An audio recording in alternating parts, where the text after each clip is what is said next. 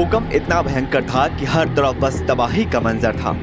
हर तरफ चीख पुकार, चारों तरफ सिर्फ हाहाकार था। अपनी जान बचाने के लिए लोग बस भाग रहे थे। इस भयंकर मंजर में बस हर तरफ तबाही ही तबाही है। लोग मलबे में दबे लोगों को ढूंढ रहे हैं। आंखों में आंसू और जुबान पर बस अपनों की पाने की आरजू है। भारत के पड़ोसी देश म्यांमार में भयानक जलजले से पूरी धरती कांप गई थी जिस वक्त ये भूकंप आया। इस भूकंप का असर थाईलैंड के बैंकॉक तक देखने को मिला। इस भूकंप की तीव्रता 7.7 मापी गई है। म्यांमार के केंद्र में जहां भूकंप आया था, भूकंप जमीन से नीचे 10 किलोमीटर नीचे भूकंप का केंद्र था।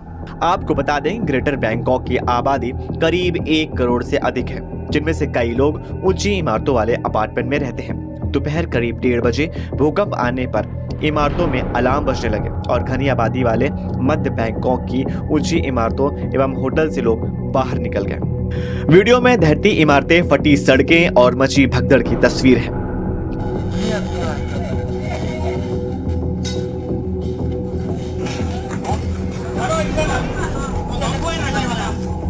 भूकंप इतना भयंकर था कि बहुमंजिला इमारतें एक पल में ही जमींदोज हो गई। ऊंचे ऊंचे होटलों पर बने स्विमिंग पूल का पानी नीचे जमीन पर गिरने लगा। मानो ऐसा लग रहा था कि आसमान से बादल फट गया हो। एक पल में क्या हो जाएगा किसी को मालूम नहीं था। भूकंप की वजह से म्यांमार में अब तक करीब 100 से ज्यादा लोगों की मौत की खबर है। वहीं थाईलैंड में भूकंप की वजह से 103 लोगों की मौत की खबर है।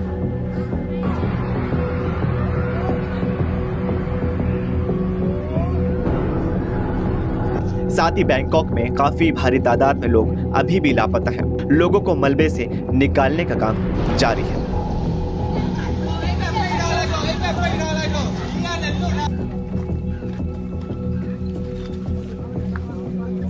डॉक्टर ओपी मिश्रा, जो नेशनल सेंटर फॉर सिस्मोलॉजी के डायरेक्टर हैं, उन्होंने बताया कि भूकंप म्यांमार के सबसे बड़े फॉल्ट सगॉन फॉल्ट में आया था। इस फॉल्ट लाइन पर पहले भी 7 से ज्यादा भूकंप आ चुके हैं। भूकंप की गहराई जमीन से 20-30 किमी के बीच थी, जो कि उतली मानी जाती है। वहीं म्यांमार ने अपनी राजधानी में आपातकाल घोषित कर दिया है। Actually, today morning about 11:50 hours in Indian Standard Time, whatever the earthquake occurred in the Myanmar, it occurred in the longest fault in the Myanmar called a Sagaing Fault, which length is 1200 kilometer. And this fault has generated many past earthquakes of all magnitude more than 7. This is not the first 7 magnitude. It is the always generated the magnitude more than 7. Just like in the same places, it happens in 1956, that is magnitude 7.2, and again it happens in 1956. After that is in 1912. It is also generated magnitude 7.5, and this is again 7.5 in the same zone. That means this is a very highly seismic potential zone, जहाँ पर भूकंप होने की काफ़ी संभावनाएं कि भूकंप जनित माना गया है। वो ये पूरा ही बहुत ही ज़्यादा पैमाने पर यहाँ अर्थक्वेक मैग्नीट्यूड 7 के होने वाले क्षेत्र में ही ये पड़ा है। पहले इनिशियली हम लोग ने मैग्नीट्यूड 7.2 मापा था इसका, लेकिन इसका रिवाइज करके 7.5 आया। जितना ज़्यादा होता है उसका एनर्जी कंटेंट उल्टी होती है और उसका डैमेज भी उतना ही ज़्यादा होता है। वहीं प्रधानमंत्री नरेंद्र मोदी ने एक्स पर पोस्ट में लिखा, म्यांमार और थाईलैंड में भूकंप के बाद की स्थिति से चिंतित हूँ। सभी की सुरक्षा और कुशल क्षेम के लिए प्रार्थना कर रहा हूँ। भारत हर संभव सहायता के लिए तैयार है। इस संबंध में अपने अधिकारियों को तैयार रहने के लिए कहा है। विदेश मंत्रालय को म्यांमार और थाईलैंड के सरकारों के साथ संपर्क में रहने के लिए भी कहा है। आपको सबसे अहम बात बता दें, भारतीय दूतावास ने प्रमुख भूकंपों के बाद थाईलैंड में अपने नागरिकों के लिए आपातकालीन हेल्पलाइन जारी किया है।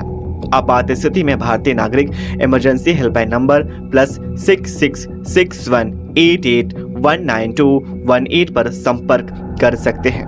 दूतावास ने कहा कि इस नंबर का इस्तेमाल इमरजेंसी की स्थिति में किया जा सकता है।